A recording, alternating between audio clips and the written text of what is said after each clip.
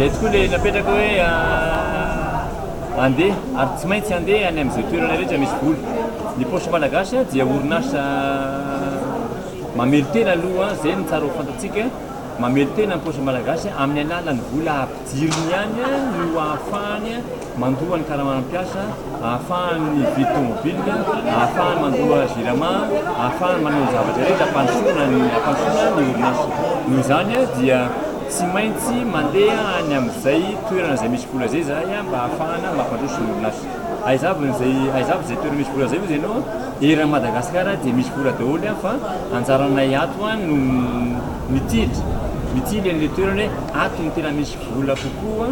raha ho an'ity service anankiray ity ato no misy vola kokoa raha ho an'ity service ity arakaraka ilay service anankiray zany no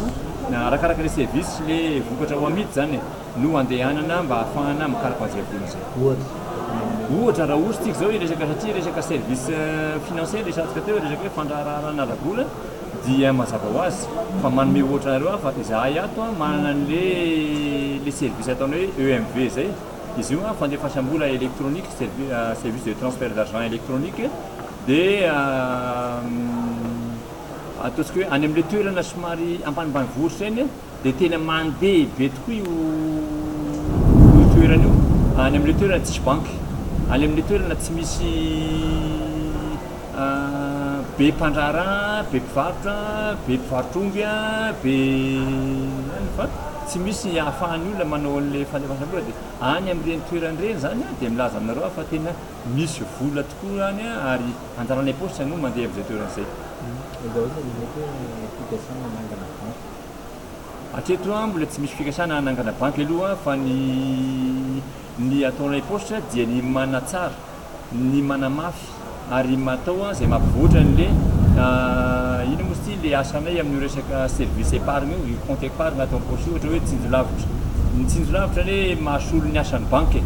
raha mandeha any amin'ny toerana ataontsika hoe any Tsaratanàna ohatra. Any Tsaratanàna zany tsy misy banky any tsy misy microfinance any fa dia ny poche malagasy no miantoka ny fitehirizam-bola ny olona any amin'ny toerana zany hoe ny poche malagasy no miantoka ny asan'ny banky any Befotaka Atsimo, any amin'ireny faritra zay tsisy banky reny donc hatreto zany zay tsy mieritreritra ny hoe andeha hanangana banky zany fa ny fanamafisana sy ny fanatsarana ny asa zay efa atolotray atao aminay ato zay no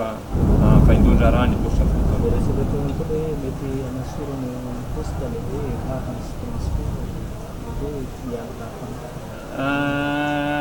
resaka ny mpamatsy vola avy any ivelany moa zany zay fa ny anay dia zay resako zay hoe manatsara ary manamafy ary manao an'izay ampiroborobo sy ampandroso ny asanay zahay ny compte épargne atao poche, ny compte CCP atao poche, ny transfert d'argent atao poche adidinay ary zay ny vaindondra raha manomboka amin'ny 2019 koa anao zay ampandrosona sy ampiroborobo an'ireo asa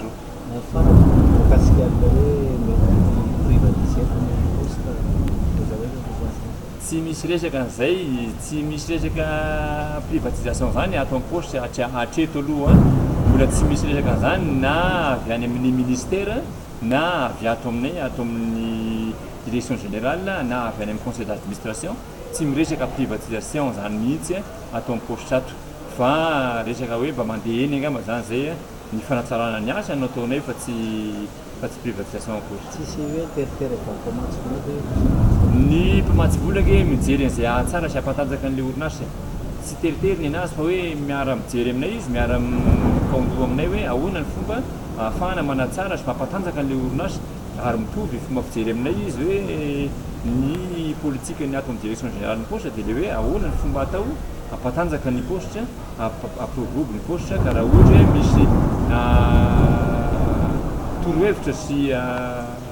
fanontina ataon'ny mpamatsy vola ohatra fa hatreto mbola tsy misy an'izay mihitsy avy any mpamatsy vola fa hoe mijery fotsiny zareo hoe ahoana ny santé financière ny poche fa tsy mbola misy teriterina ho zay poche.